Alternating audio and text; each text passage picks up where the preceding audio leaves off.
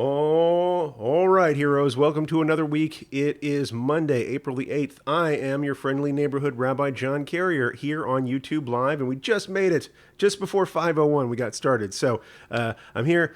Terribly sorry. I've been trying to get into the habit of doing these at 9 a.m. Just so we can have some consistency throughout the week. However, there are certain days things come up, rabbinic emergencies, which aren't nearly as exciting as they sound. It's not like the bat signal goes up or anything, but sometimes they need a rabbi for something, like a Beit Din or a funeral or a wedding or, things like that. Today for me, it was a Beit Din. Wonderful, let's say, entire family that we welcomed into the Jewish family, and they needed a third rabbi for the Beit Din, and I popped over and helped them out, and I'm so glad I did. It was a wonderful experience talking to people of all ages, 4 different ages, as far as I could tell, all drawn to being Jewish, doing Jewish community, Jewish learning, what have you. And so that's a big part of my story as well. So I'm always delighted whenever I can pay it forward. But that's may or may not be what you've tuned in for. So let's get on with the show. It's Monday. We're a little bit later in the day. It's 5 p.m. Pacific time right now. It's whatever time it is wherever you are right now, I trust. And so I'm going to ask you to go ahead and jump in with your questions. This is a Q&A format show. Just so you know, this is going to be a live studio recording for a future episode, God willing, of the Jew Curious Show podcast. So if you ask me a question, I reserve the right to share it with dozens and dozens of other listeners. But I want to encourage you to not be shy. For a couple of reasons. One, in Mishnah Pirkei Avot, it says that a shy person cannot learn, right? You have to have at least a little bit of chutzpah to ask your question if you want to learn something. The other reason, hero, that it's so important to me that you ask your great questions is because if you have a question, chances are somebody has that question too, and you're doing them a huge solid by asking the question. So not only do you put me on the spot for an answer, which is always fun, but you also learn what you want to learn, and anybody else listening to the podcast later who has that question also gets the answer to it. So I encourage you to ask whatever questions you have. Let's just jump over and see what the live chat is looking like right now. All righty. So it says with live chat disconnect, where they're trying to reconnect me. Something's going on with the chat right now.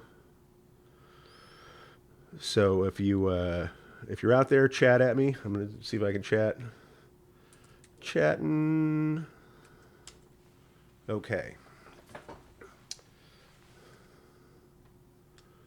So 1 second. Sorry, this is bad radio. Last week we were plagued with technical difficulties. I hope that's not also true for this week. Take a little sip of water. It's 5 p.m. I'm not drinking coffee right now. Usually we're doing this in the morning. I'm drinking a little coffee. All right, this is great. I could already see so many great questions in the chat. I just had to refresh my screen. I had to refresh my screen.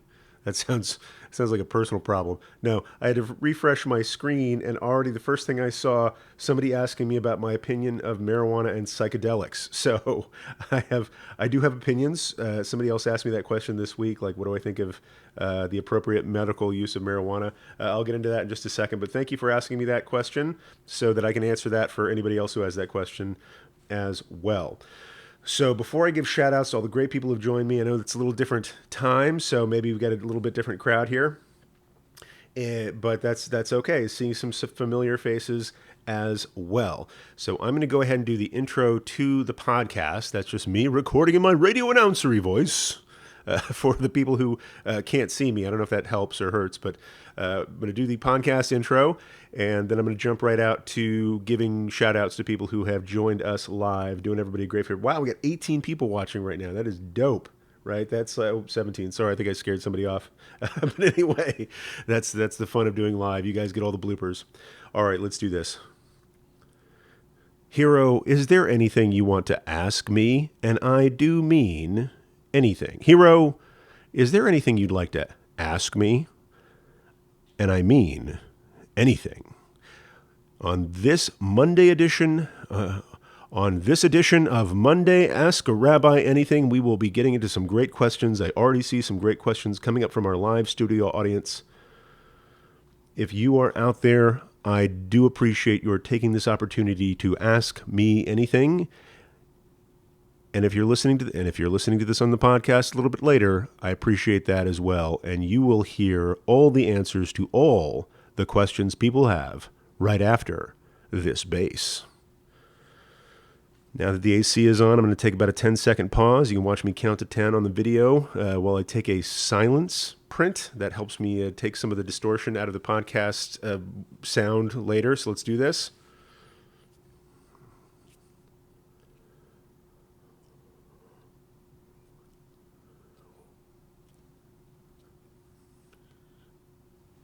All right, that was some good silence right there. Bad radio, but good silence. So let's do the end of the introduction, shall we? Thank you, Ron. Thank you, Joey. Thank you to the live studio audience today in this Monday edition of Ask Me Anything. And most of all, thank you, Hero, for listening to the Jew Curious Show. This is a place for Jew curious people of all kinds. I know many people listening are in the process of becoming Jewish themselves. Whether it's an inkling in their noggin or they are driving to the Beit Din in Mikveh right this instant. Some people listening have been Jewish their whole lives, but are terribly curious about certain aspects of their own birthright. There are those who are dedicated to another faith, but are curious about the Jewish roots of their own tradition. And some folks are just plain curious, spiritual or cultural seekers who are trying on different paths to see if perhaps this one is right for you. In any case, Hero, you are welcome here. Delighted to share this learning with you today. Before we go too deep, I want to give some mad shout-outs to my live studio audience showing up here on YouTube. So just know, if you want to join us live sometime, go to YouTube, look for me, Rabbi John Carrier. That's John with an H, Carrier with 3 R's.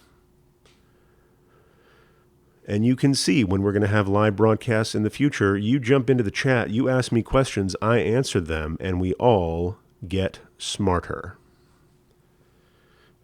But I couldn't do it without the great people who are joining us live today. We got Ruthie from Southern California. Sephora76 is in here. Psalm and Grace, or is it Psalm and Grace? My Greek is terrible. But she's coming in, but Psalm and Grace is coming in from Tokyo, tuning in. Excellent. So let's see who else is here. Trig is saying, hey there, kids. Hey, Trig, says Ruthie. Kathy is joining us from California as well. Got some familiar faces. Michael Pacheco, Erev Tov from Colorado. Let's see what else is coming in here. Britton S. from Los Angeles. I think I know who that is, and I do have to say those Hamantaschen were delightful. Thank you so much for that. David Alvarado is tuning in from Chicago. I see David's already got a great question up here. Fernando says, happy Monday. Val is saying hello. Miriam is here from New Hampshire. Drake Clark from Huntsville, Alabama. All righty. Let's see. I see my friend Karen from Toronto. Welcome here, Karen. And already people are asking questions, so I will give more shout-outs as I see more names, but I want to jump into some of these great questions. Here is a question that I can't answer. But I did say you could ask me anything. Rabbi, do you think Netanyahu will win the election in Israel? I think that is entirely up to the eligible voters in Israel. From my understanding, the only active democracy in the Middle East right now, and so I want to put all power in their hands where it belongs. And if they want him to be If they want him to be a prime minister, they'll elect the officials that make up that coalition, and he will continue after. I think he's been in power he's been prime minister for like 10 years now. Done some great things for the Medinat Yisrael, the state of Israel, has built up some controversy as well. So we will see. Anytime now, we're going to know the results of that, and we'll see the voice with which the Israeli voting public has spoken. Alrighty. I think I missed a question here. David asks, what is your take on marijuana and psychedelics? Am I taking it right now? Is that what you're asking? No, I'm just kind of goofy. I'm just kind of silly. It's 5 o'clock. It's at the end of the long day, but thank you for asking. Or are you offering? I don't know. Listen, I know that there are things that aren't in the standard catalog of pharmaceuticals that have proven to have benefits for people. I'm not going to take a position on either of these things being good for everybody or bad for everybody. Somebody did ask me this via email earlier in the week. I want to say the question was like, Rabbi, what's your take on the use of marijuana recreationally if it's not affecting my job, if it's not affecting my family? Listen, I think I'll say a couple of things about this. One is, and we talked about this during Purim, and we talked about this during Purim in the context of consuming intoxicants. I think in the literature it's usually wine or strong spirits, things like this. Certainly on Purim, but at all holidays and Shabbat, we're often encouraged to increase our joy, and one way we do that, for some of us, is drinking alcohol. However, the rabbis are very clear throughout our tradition that they frown upon intoxication or drunkenness, right? You can drink, but don't go around schnockered, right? Because they thought that this impairs your ability to make good decisions. This impairs your ability to do mitzvot. A couple of parshiot ago in Shmini, we had an incident where Aharon's sons, Nadav and Avihu, approached the altar in their priestly duties for the first time and were killed. Right? It says they brought an Eish Zerah, a strange fire, and God's presence came out of the Holy of Holies and zapped them. And they died. And it's a tragic story. It was their first day at work, right? And then right after that section, God speaks to Aharon alone and says, I need you to establish this rule for the priests. No one comes to work drunk. He didn't say, having had a little wine or a little whatever. He says nobody comes intoxicated.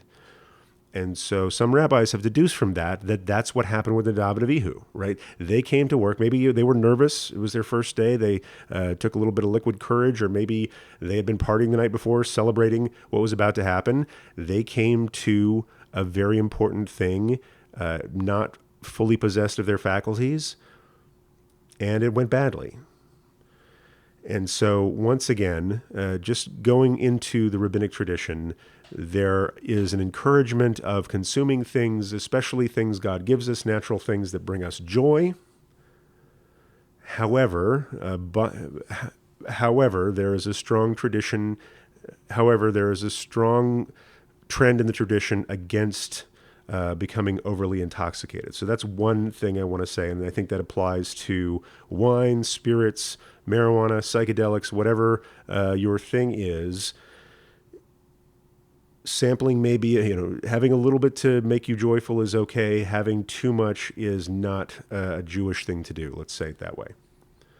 Another very important Jewish principle that applies here is dina de malchuta dina, right? This is a general legal philosophy of the rabbis. What it means is the law of the land is your law. And so any operant statute, wherever you are, if something is encouraged by the law or required by the law or forbidden by the law, if that law doesn't directly conflict with Jewish law, the Jewish law is that you are supposed to follow the law of your land. And so I'm not going to weigh in on whether marijuana is right for you. I don't know if you live in a state where it might be illegal. And so I don't want to push you to do something that is illegal. I do know that many people benefit in measurable, demonstrable ways from taking marijuana or marijuana derivatives, CBD oils, things like that. that have helped them with significant medical problems, have helped reduce pain where other painkillers weren't effective. I also know of some current research being done, and I'll say, totally third hand on this one. I'm not in these research groups. Nobody invited me. But I do know that there has been some research about the microdosing of psychedelics and hallucinogens and things like that that is really helping people with anxiety, right? It's helping to reduce stress in market effective ways. And so I'll say, follow the science, be safe, be responsible, don't break the law, and don't overdo it to the point where it impairs your ability to exercise your God-given reason and free will. That's my take on that stuff. Maybe it's not as specific an answer as you were looking for. I will report, just because Passover is coming up, there was an article, I think it came out of Passover or two ago, where one rabbi was saying that the 4 cups at the Passover Seder were supposed to drink 4 cups of wine, and that's, 4 vessels of wine, not exactly, 8 ounces apiece. That's a lot of wine. But this rabbi was saying that the 4 cups should perhaps be replaced by the 4 joints because of this particular rabbi's take on the benefits of cannabis. At the same time, there was another rabbi who looked at some marijuana and said, it's got all those seeds in it, just like mustard does. So it's kitniot, forbidden to Ashkenazim. So you can find rabbis all over the map on this issue. But it's a relevant issue because people are making distinctions and making decisions about what they put in their body for various benefit or recreationally. And that's an area where Jewish law weighs in. We talk about what you put in your body all the time in terms of food and things like that, and this is no different. So let's see what else is going on in the chat. Sephora asks, how do you suggest non-converting teens get involved in Jewish holidays? I'm converting, kids are not. With Pesach coming up, any ideas? So, excuse me, there's a little frog in my throat here.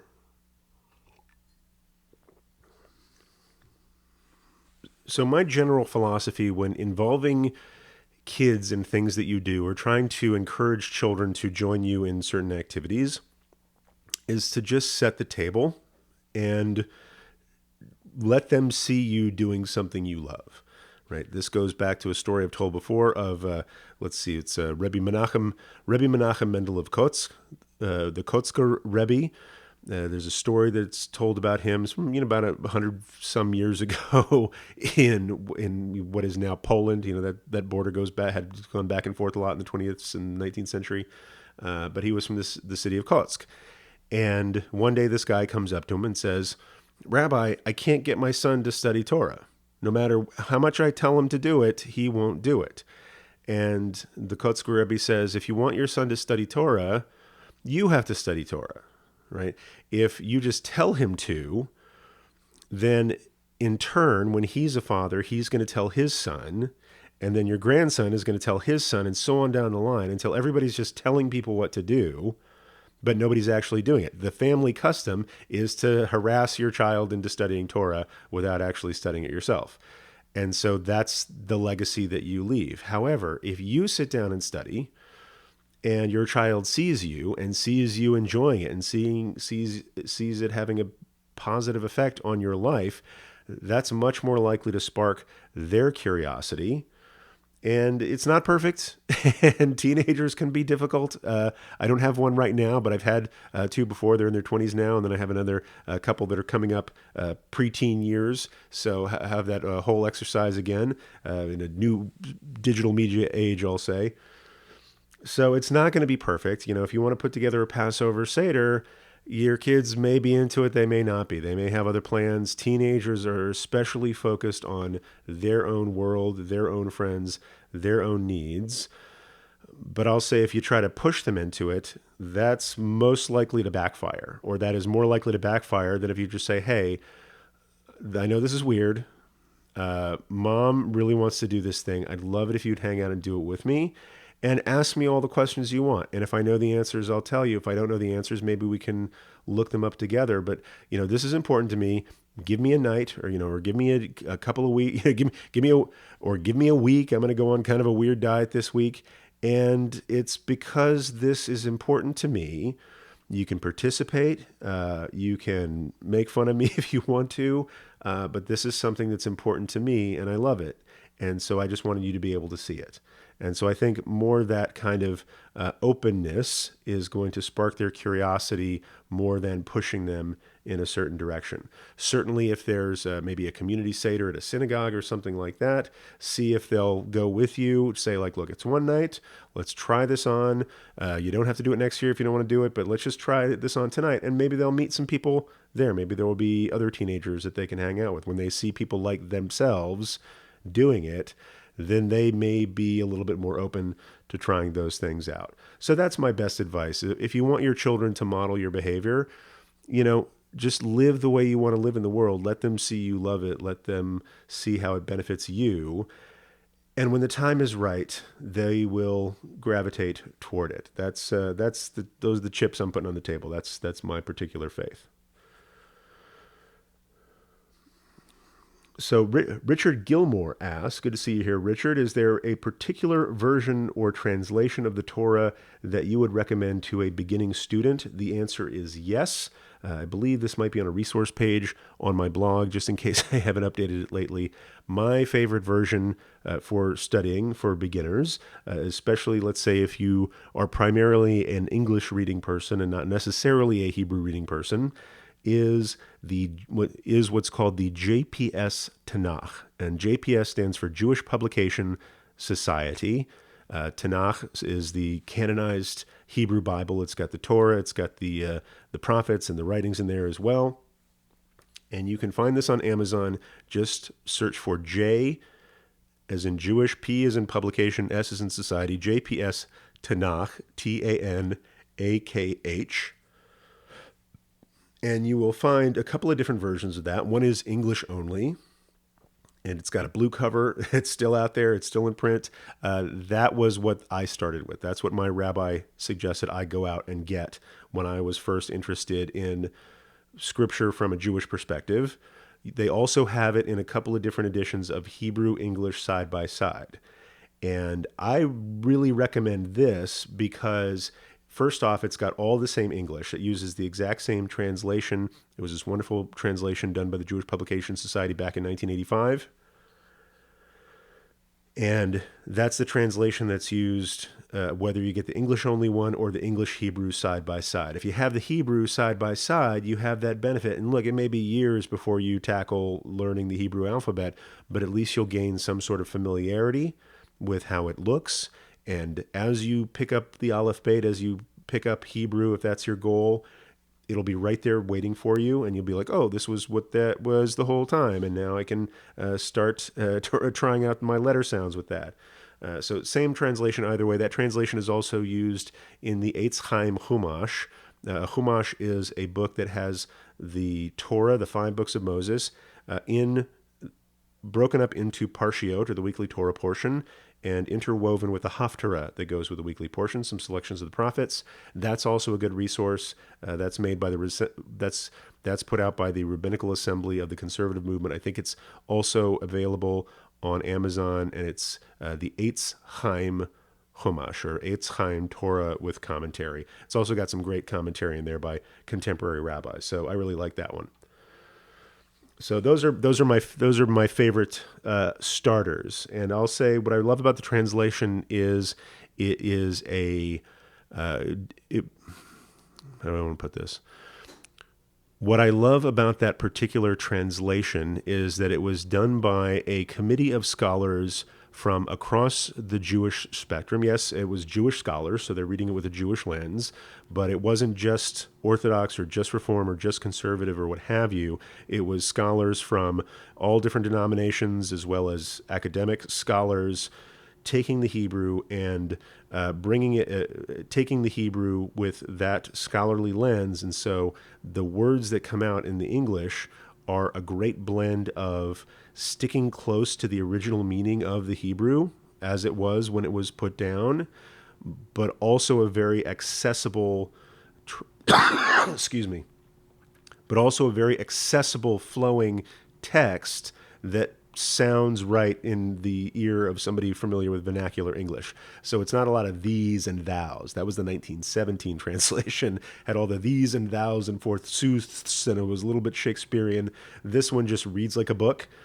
So it flows naturally. It's easy to understand. However, the Hebrew translation is very, very good, very close to the original meaning of the text. And so I think they thread that needle very well. And that's why I recommend that as my favorite beginners. And even I study it now, so not necessarily beginners, but that's a great beginner's text. Let's see. We've covered Torah translations. We've covered drugs that are illegal in many places. Sister Spooky says marijuana. What on earth did I arrive to? Okay, so sometimes we touch on a lot of different subjects. Britton asks a great question here. Can you write notes in the margins of your Tanakh or Siddur, or is that frowned upon? I'll say I sure hope so. Because I've got notes in the margins of mine. Now, we do treat things like a Tanakh or a Siddur differently than we treat other books. We don't use them as coasters or things to prop up furniture with bad legs or something like that. Like, we don't use them like objects. We treat them with a certain level of sacredness. If you're carrying a Jewish prayer book or a Jewish Bible, if you drop it on the ground, our custom is to pick it up and kiss it. And the reason we do this is not because we like kissing books necessarily, although I'm sure it's fine for some people. But we do that so if somebody saw us drop the book, it shows them that we take this book seriously. So if you kiss the book, somebody knows that, oh, that person didn't throw it down on the ground because they don't like it. That person actually really likes that book. They're kissing it. So they must have dropped it accidentally.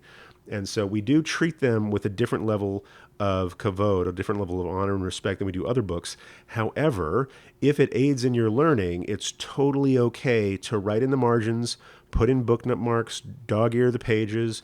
You don't want to destroy it unnecessarily. Like, you don't want to scratch out, God forbid, the one of the Shem Kodesh, the name of God, or something like that. But if you're just making notes in the margin and you're not being destructive to the book on purpose, and it helps you learning, it helps you come back and review that material, which we're always going back and reviewing it anyway, then that's actually a really good thing. So I'm glad you brought this up, Britton. However it helps you learn, maybe don't draw like cartoons or grocery lists or things like that. But if you need to make some margins that help you, let's say, pronounce Hebrew words, or if you're learning Hebrew, you come across a word you don't know, you can underline it and then write the definition next to it. So next time you read it, you'll be able to identify it. So that's totally okay, and I'm really glad you asked that because I want to help people's learning here as much as I can. Let's see what we're going to do next here.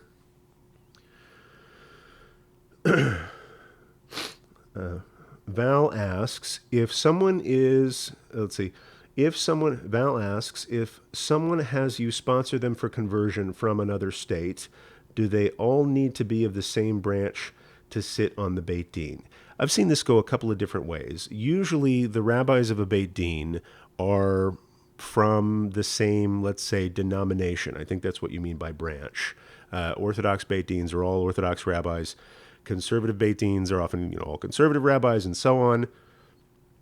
Here in California, here in Los Angeles, we have what's called the Sandra Kaplan Community Beit Din, where it's rabbis from different denominations sit on the Beit Din together, and they're all colleagues. They all agree to apply the same standards, and so you don't have to necessarily all be rabbis from the same denomination. That's how it usually shakes out. However, I always recommend people seek out a Beit Din of rabbis of the same, or at least one or two rabbis of the same denomination as the community that they are seeking to join.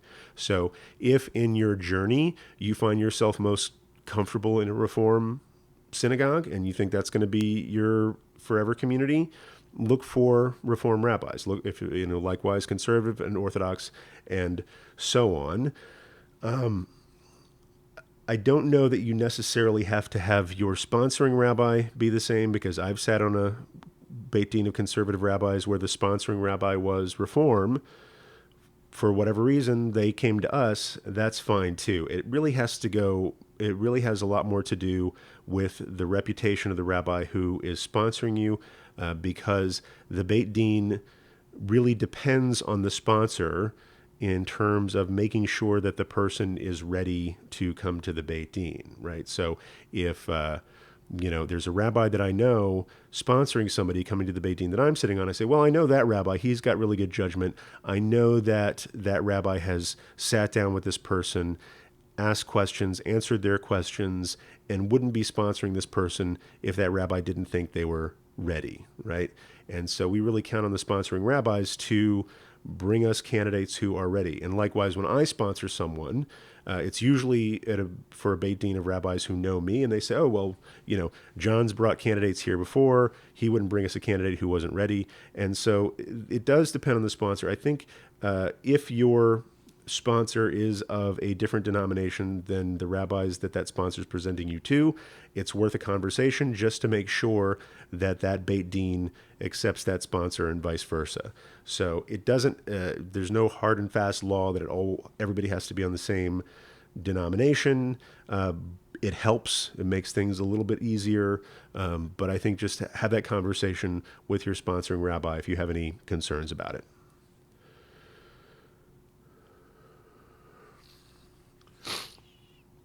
Karen asks, do you think the violence in Israel will ever end or just before the Mashiach comes? That is a big question. I did say ask me anything. Listen, there's been violence in the Middle East for, I don't know, when did the Torah start? Since the time of Noah, there were violence among human beings in that part of the world. It has persisted pretty much unabated. Occasional peace through organized kingdoms and things like that. But there have been some people who have been, I'll say, fighting over that part of the world since classical times and well before. So do I think it will stop anytime soon? I sure hope we can get some more peaceful, more stable arrangements there soon. I'll just express my own personal theology. I don't think it's worth sitting on our hands and doing nothing, waiting for Mashiach to come, because I think personally, in a sense, that responsibility is not on Mashiach, it's on us. And there are those who say that Mashiach isn't so much a person as it is an ideal. And when we can get our act together and help make more peace in that region, that's what Mashiach is, when we have achieved peace in that region. That's my personal take. There are different views on Mashiach and eschatology and things like that. So there is a human tendency toward violence, especially when something as important as what you see as your Holy Land is at stake. I think it's incumbent upon all of us to do what we can to encourage peace there, to support peace directly or indirectly, politically, philanthropically, what have you. And when we have achieved that, maybe we won't need Mashiach, or maybe that's what Mashiach is, when we have put our heads together and come up with a thing that helps everybody there. Let's see.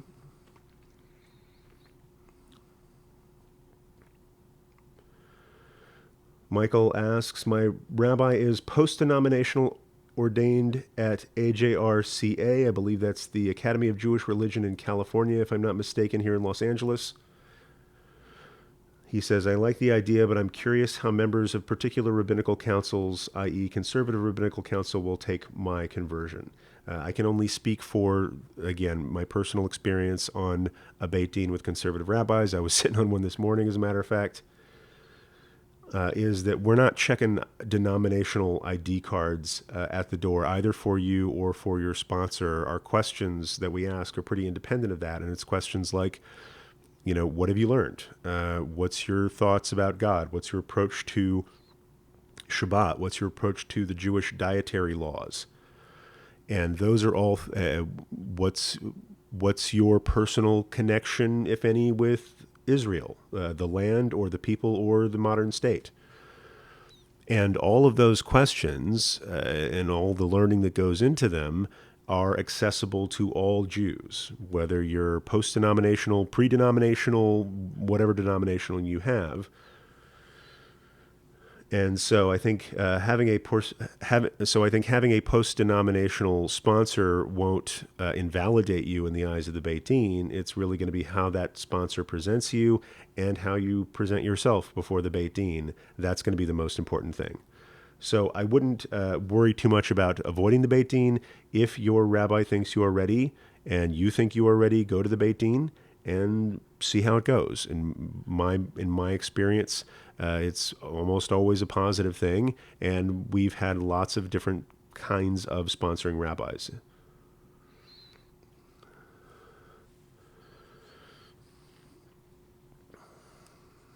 Sister Spooky shares, Michael, the only conversion, quote unquote, that's accepted everywhere is Orthodox. So I'm sharing that because it's out there. However, I'm gonna put a little asterisk on that. There are Orthodox Bate Din who are there and let me back that up. Sister Spooky is sharing, Michael, the only conversion that's accepted everywhere is Orthodox, and that's somewhat true and somewhat not necessarily true anymore, especially with the rabbinut in Israel. The current chief rabbinate, as they call it, the rabbinic religious authority that have governing powers over various religious rituals and even civil rituals like marriage and things like that. In Israel, some recently, this authority has rejected the conversions of Orthodox Bate Din in America. And from my observation, this has more to do with politics than anything else. And so I don't think it's 100% true to say that an Orthodox conversion is accepted everywhere, because there are Orthodox groups that are rejecting Orthodox conversions now because one party doesn't think the other party is, let's say, Orthodox enough. So that's why I counsel people, like, don't think that there's one gold standard that's the one right way to do things or is going to be acceptable to everywhere. Go to a Beit Din that is involved and embedded in the community of which you want to be a part. Right? If you want to be a conservative Jew and you go to a conservative synagogue, go to conservative rabbis. And then I'll ask the question, if you're comfortable in that community, if the Jews of that community accept you, if the rabbis of that community accept you, why are you worried whether a small minority of the Jewish world, who seem to be driven by politics and stricter and more restrictive is better, I don't worry too much about what they think of the status of converts that I work with. So that's my take. I know it doesn't work for everybody, but I do want to share that with people. Let's see. What else is going on here? The chat goes pretty good. The chat goes pretty quick here, so it's possible that I'm going to miss some of these. So I appreciate people's patience here in the live studio audience. Fernando asks, is it okay to use an electronic device as a prayer book, e.g. Kindle, iPad? Once again, I sure hope so. Not necessarily because I use them. I like the old paper version myself. I've got a nice travel size. My eyes can still read the fine print, although I don't know for how much longer. But for example, when I would go to morning minyan at the rabbinical school, a growing number of students had their iPhones out and were praying from a Siddur app, right? It was some sort of app that had all the words in there. And if that works for your life, if you're carrying around one device that has your calendar and your phone, but also your prayer book, and if that's going to help you pray, go right ahead. There are communities that have differences of opinion on whether you could use those electronic devices on Shabbat, for example. I've seen a diversity of takes on this, even within the conservative movement. For example, I know one conservative group put out a Kindle version of the prayer service, and I know particular communities have said, I'd rather not encourage electronic device use. Rabbi Danny Nevins of the Committee on Jewish Law and Standards, that's a sort of conservative legal body, said, let's not use electronic devices if we can avoid it on Shabbat and holidays specifically. But when it's not a problem to use an electronic device, I don't know if anybody who has a problem with using an electronic device as a prayer book. So if you can use if it's a time and place where you can use electronics, it's quite okay to use those to help you pray. There was a time when a prayer book, when a siddur, when a codex, that's the the kind of book that's pages stacked on top of each other and pasted on the side. That's a relatively recent invention in the Jewish time scale. There was a time when people probably said, "Oh, are you praying out of a book? That's weird. Books are weird. Let's not do that." That's not the tradition. People walked around with the prayers memorized. There's some I've heard of some synagogues, let's say in Morocco and other places, where you look up and all the prayers are printed on the wall or painted on the tile around the room. So if you didn't know the prayers to say, you just look up and the wall was your prayer book. And so generally speaking, whatever helps you pray is totally okay with us.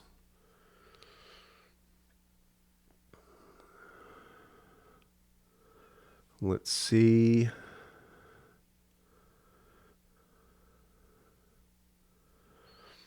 Karen asks, have you on a Beit Din ever had to decline a person wanting to convert? Can anyone fail a Beit Din interview? So I'll speak from my experience, and again, I've only been sitting on the Beit Din for about 4 or 5 years now, and I'm not there every day or every week, but I periodically help out when I can. I can't tell you exactly how many conversions I've been involved with. I'll say in the dozens, and in that time, there's not been a person that came to a Beit Din that I was sitting on that we have turned away. There have been a couple of sidebars, right? I'll say sometimes there'll be a person who comes and there may be some factor, and it's usually maybe their spouse isn't on board. And I don't just mean their spouse isn't Jewish, but their spouse is actively working against raising their children Jewish and things like that. If it's that kind of situation, we kind of take that very seriously, just in terms of, is this person who wants to be Jewish going to have a Jewish life? Are they going to be able to, or is it going to create friction in their home, for example? So that's the kind of thing that might give us pause. However, people can work through those issues, and we're convinced by that. That doesn't necessarily remove them from consideration. So I haven't been on a Beit Din that has, quote unquote, failed somebody, but there have been a couple of, let's say, fringe cases where we weren't sure, not that we thought the person would be fine as far as we were concerned, but maybe Judaism wasn't right for them, right? So that again goes to the point where we really depend on the sponsoring rabbi to say, okay, I've talked to this person's ready, in my opinion, and also in their own opinion. There are times when, somebody comes to a Beit Din and they're not ready in the sense of they need to maybe spend a little bit more time in Jewish life, or maybe they want to be Jewish for the wrong reasons, or we don't think that they've fully processed what it means to make that kind of commitment. And so those are the kinds of things that we would be concerned about. And I know that it's different. I know that it's different in different denominations. I've heard of people being rejected by a Beit Din just because they were women over childbearing age, and the rabbis well, I'm not going to characterize it, but I'll just say, the rabbis said, what good are you to the Jewish community if you're not going to help us, contribute to having more Jews? And that personally rubbed me the wrong way. It wasn't a Beit Din that I was on, certainly. So things happen. People get rejected. Sometimes rabbis act badly because we are all human. However, I would really talk this over with your sponsor if you have any reason to be concerned about it, and let them kind of ease your fears, but also help work through some of those fears with you. Miriam asks, can I convert modern Orthodox if my husband doesn't convert, or if I don't live walking distance to a synagogue? I can't speak for modern Orthodox Batei Din. My guess is that the whole family would have to be on board with being Jewish. Walking distance is less of an issue. I was talking to somebody earlier who was considering converting Orthodox, or maybe not Orthodox, but just wanted to walk to Shul, and but couldn't afford to live close or couldn't move for whatever reason.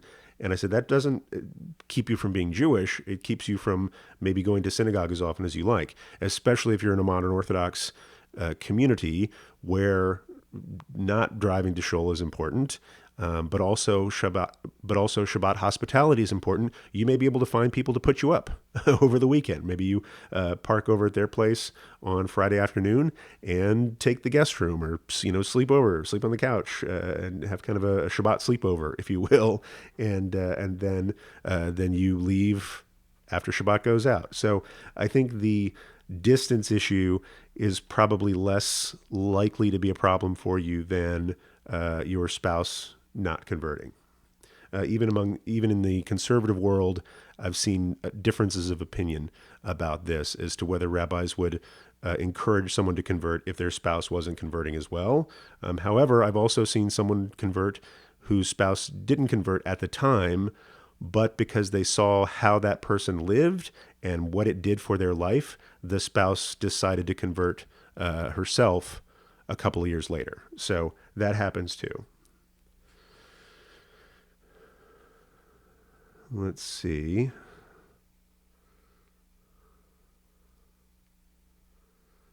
Karen, let's see.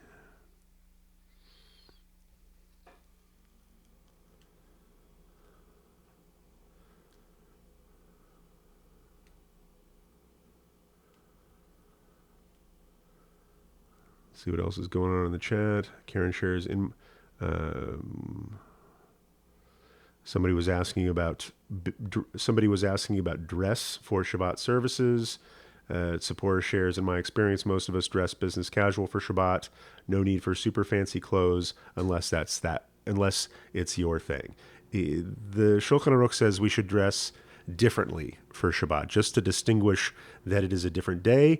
Your clothes should be clean. You shouldn't wear anything schmutzy or with holes in it, things like that, unless that's all you have. But if it's at all possible to distinguish how you look, then that is giving honor to Shabbat as a different kind of day of the week. So I encourage that as well.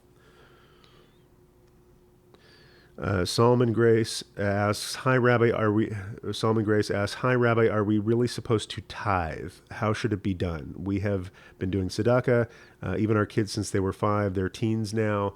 I wouldn't necessarily worry about tithing in terms of 10% of your produce or your livestock, things like that, going to the temple. We don't have a temple anymore, and so all the places where it talks about tithes are specifically for the support of the Levites and the Kohanim and things like that. Tzedakah is something else.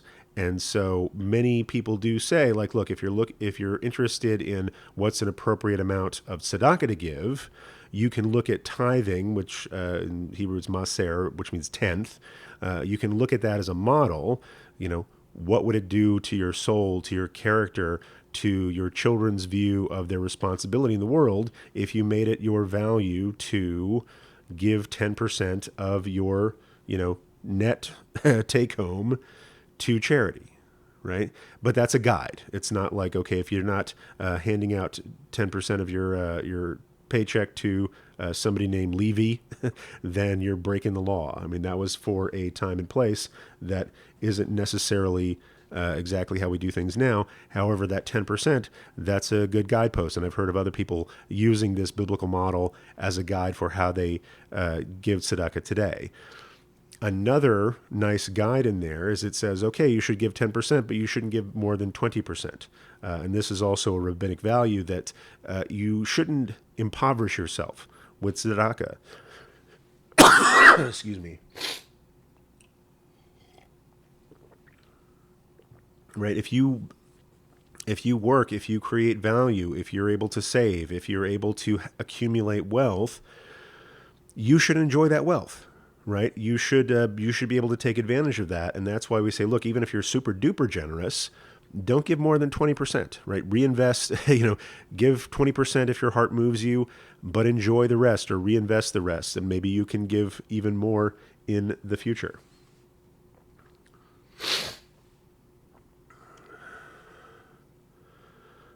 So Ryan asks, and I'm going to defer to Trig. This is a great follow-up question. What should one who is converting do when they're having problems switching between their new life in Judaism and their old life? Trig asks, what kinds of problems? So I'll just ask you to clarify that a little bit. because that's almost more vague for me to. That's more vague for me that I can really give an answer for. Carla asked, do you include membership in the 10 to 20% of income that you give away? And I'll say yes, in the sense that if you're contributing your membership dues to a synagogue, that synagogue is often using that money for charitable ends in order, also to say, let's say, pay the custodian and all the people who work there, and give the rabbi a vacation every once in a while. But I'll say that, if you're giving it to a nonprofit, then that can be included in your 10 to 20%. Some people say, well, no, I'm getting goods and services, so it's not really a donation. Well, I would work through that determination yourself. However, I'll say that whatever you contribute to the Jewish community is often being then passed through to people who need help. And so I would count that in the 10. So I personally would count that into the 10 to 20% tzedakah range.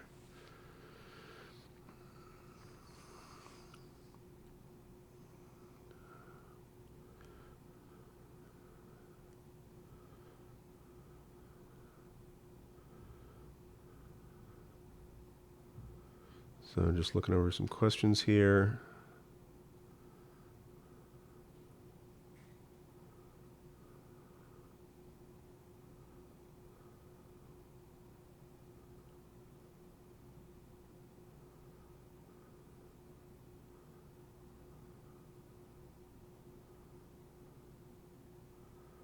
So Trig's asking me a question about the quizzes that I give in the Jew Curious School. The answer is yes, but not all at once.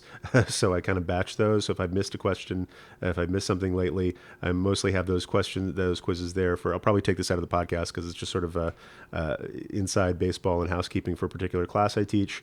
I do look at those, and I'm behind a couple of weeks on those, but I'm also like them there for you to do the review, and also for just so that I can check at the end who's attended what, especially if I'm sponsoring people. So I hope that answers your question, but I'll probably take that out of the podcast just because it's a little particular. So Jack is here. Hey, Jack Wolf, good to see you. Jack Wolf says, "Hey, Rabbi John, been hearing from you a lot lately, brother. I'm really glad to learn with you." Let's see.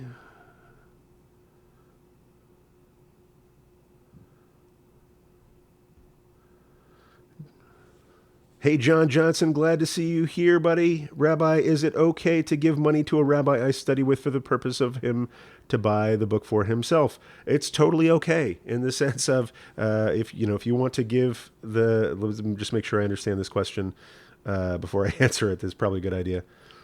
Rabbi, is it okay to give money to a rabbi I study with for the purpose of him to buy a book for himself? Yeah, I mean, I think that's okay if it's the cost is coming out of his pocket, or it's a way that it supports your learning together.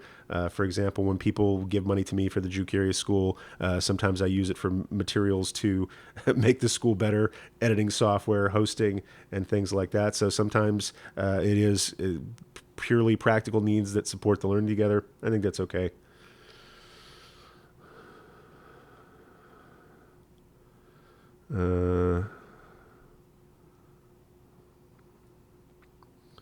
So let me go back to Ryan's questions because he's clarified a little bit. Ryan asks, what should one who is converting do when they are having a problem with switching between their new life in Judaism and their old life? So let's say you're taking on a Jewish life and there's some transition difficulties and things like that. And he's clarifying. He says, in my neighborhood and my home, I generally wear kippot, but when I go out, I have somewhat of a fear from friends and the places I go. And that's, I'll say, perfectly natural, perfectly healthy. There are those who think that that's just smart safety measure in some of the times and places that we live. I'll tell you, when I'm walking around town, I'm wearing my kippot most of the time because I live in a place where it's safe to be Jewish in public. Now, the particular area I live in Los Angeles, I'm probably the only one you can see in the immediate vicinity wearing a kippah most of the time. And there are other neighborhoods in Los Angeles where that's not the case, where you can see lots of kippot walking around. But I'll say, like, how do I want to put this? This is a perfectly legit thing to have concerns about because it sort of speaks to your own personal identity development. Like, how important to me is it to keep my head covered at all times? And how do I balance that with, let's say, my feeling of safety, my feeling of comfort around my friends? Is this something that's creating a barrier between me and other people? Right? Am I giving them anxiety by me wearing this thing? There are some places where there are some places on Earth right now where they're outlawing religious headgear in certain public settings and things like that because it's an issue, and it does. I'll say it is an issue, and anything that helps identify you as a part of a group also maybe isolates you from people who are not in that group and can create tension between you and those people. I will say that the kippah, or the head covering, while a very prevalent custom, especially among people who are religious Jews, it's not in the Torah. And it's not as much in the law codes until the more medieval period, but prayer shawls is, right? The tzitzit says right there in Deuteronomy, it says you should wear fringes on the corners of your garment. If you've got a four-cornered garment, most of us don't wear those unless we're wearing a prayer shawl. But tzitzit are mentioned in the Torah. Tefillin, those prayer boxes that you wind around your body with the leather strap, those are in the Torah. Kippah, keeping your head covered, is not. It wasn't until the Talmud where they were having a debate between whether people should have their head covered or not on a regular basis. The general trend was that people should have their head covered when they are praying, which might also include when they are eating, because sometimes we say blessings, or all the time we say blessings before we eat, or say blessings afterwards. So people would cover their heads while they ate because, prayers were going to happen. But the general trend in that discussion of the Talmud was nobody was wearing it all the time, except for this one guy. And everybody thought, well, he's just like an extremist. He wears it all the time, but most of us don't. I think this persisted into Maimonides, whose general thought, approximately 500 years after the Talmud, was saying that, like, yes, when you're studying, you should wear it. When you're in, let's say, a synagogue or a place where praying is going on, you should wear it. When you're eating, it's good to wear it because you might say blessings. But it wasn't until much later, in like 16, 17, 1800s, where rabbis of certain communities were saying you shouldn't walk more than 6 feet without having your head covered. Right? This was one extreme position that has been adopted by certain religious communities.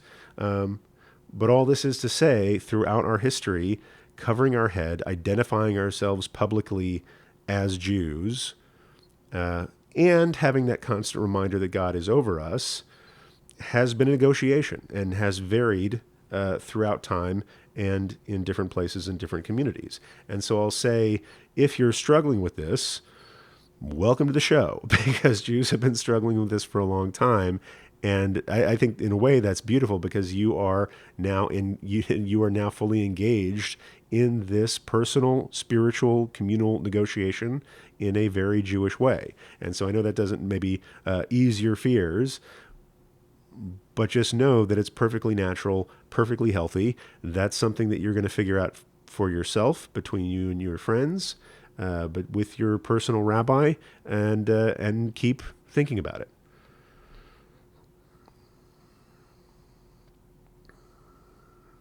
So let's see what else is going on here. Carla asks, baby gifts. I know some communities don't do baby showers. In that situation, what is an appropriate gift? Oh man, I'm about the last person. I'm like, my etiquette on gift giving is terrible. I like to give people books, but not everybody likes books. So I may defer this one. But I did say ask me anything. So let's do this. Baby gifts. I know someone. Carla asks, baby gifts. I know, and that's gifts with T, not baby gifs, let's say. I know some communities don't do baby showers. In that situation, what is an appropriate gift? And so what Carl is referring to is, yes, in some Jewish communities, baby showers are not a thing. There are some who don't even, let's say if they're having their first child, don't even buy the crib until after the child is born. And this has a little bit to do with superstition, a little bit to do with not wanting to tempt fate. And so some Jewish couples, especially in very traditional neighborhoods and communities, won't buy a thing for the baby until after the baby is born, because God forbid that act may be seen as tempting fate or encouraging the Ein Hara, the evil eye or something like that. And so baby showers are right off the table, right? However, if you want to, encourage, however, if you want to express joy at this event in somebody's life, a great gift you can always give in the Jewish world is making a donation in someone's honor. And this is just a catch-all blanket gift. Yes, some people like stuff. I don't know if the people necessarily, if somebody registers for a bunch of china and silverware at a wedding, you might want to consider doing that. However, if in any circumstance, in a Jewish occasion, if you don't know what gift to give to tzedakah, and just make sure that whoever you're giving it to knows that it's in honor of this person.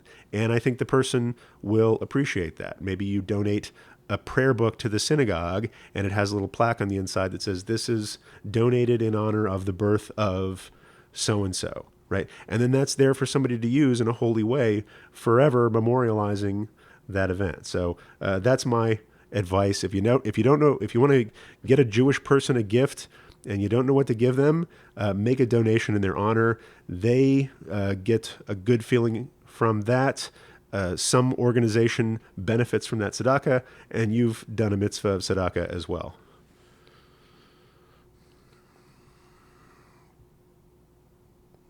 Let's see.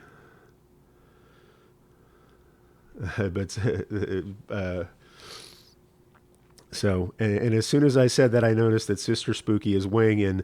Diapers. Everyone needs diapers. Get diapers. When I had my son, I absolutely was grateful for the diapers people gave. It saved a lot of cash. Diapers are expensive, y'all. I would consult a family first. Some people are using cloth diapers and biodegradables and all that stuff these days. However, I think diapers are always appreciated.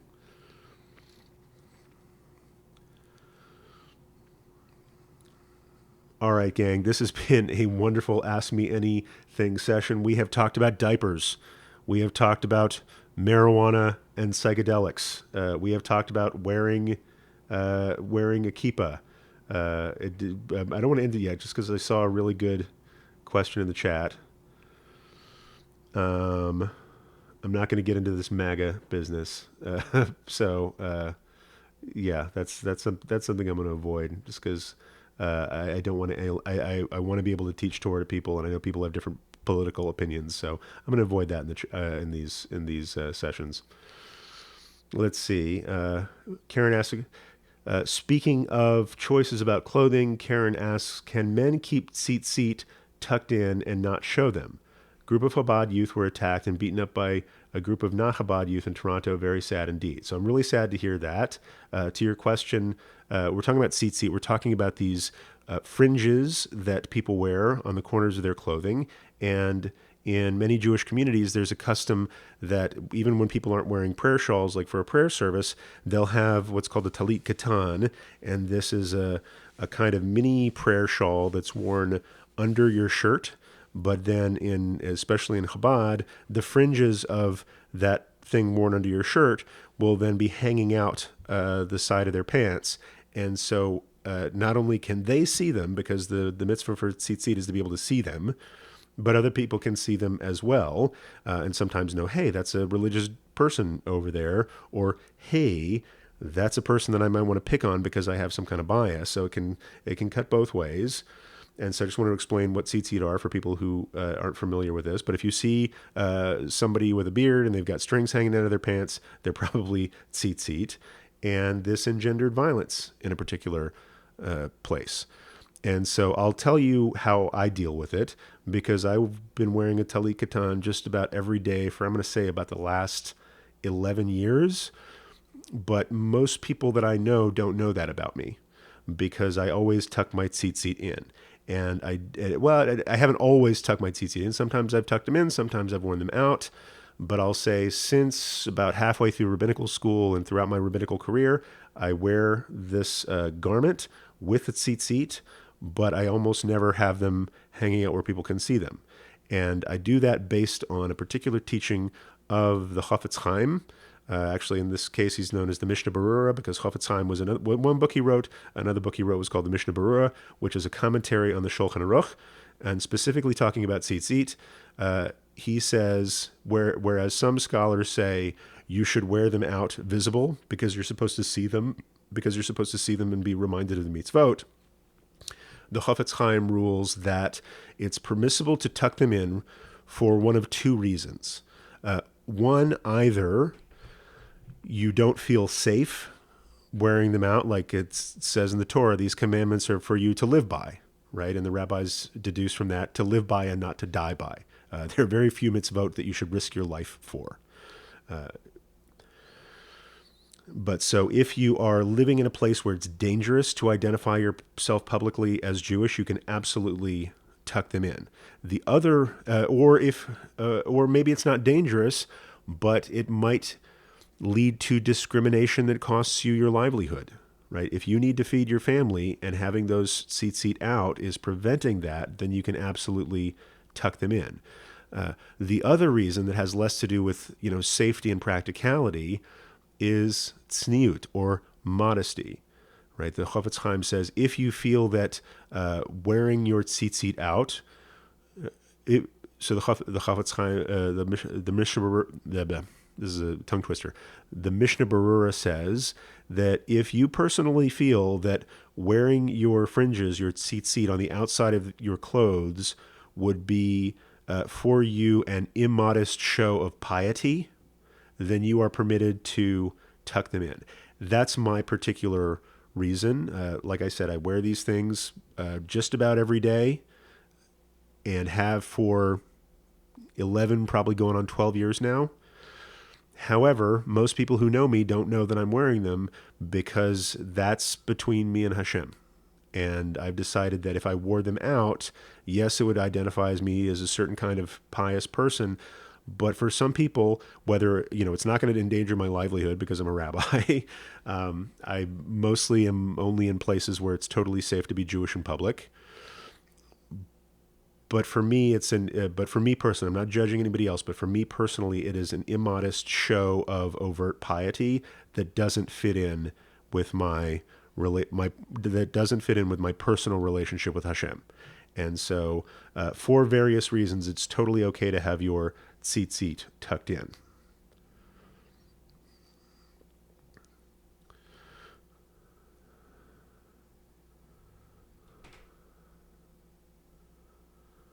Andrew is joining us here. So Andrew is joining us here at the end. Sorry, I'm late to the party this evening. Wanted to go back and watch from the beginning, but just wanted to say shalom from Nashville. Shalom, Andrew. Happy to have you here and happy to be learning with you. So thank you for showing up. Listen, guys, this has been a great chat. We've got 25 people on the line right now. I think that might be, and heard we had 29 earlier. I think that might be a record every week. We've got more and more people joining us. And for me, just so we're clear, it's not about the numbers. It's about the quality of the conversations that we're having. It's about the quality of hospitality that people have been showing other people in the chat, which is the most important thing to me. And so I just really want to say thank you to this community that we've created for these live studio shows. It's blown me away. It's like I said, I'm not surprised because y'all are cool people, but I am very impressed. So we're going to wrap this up. I'm going to give kind of my outro stuff, and then I'll hang out for a couple more minutes if anybody has further questions. So let's do this. Just take a little drink of water for my radio voice.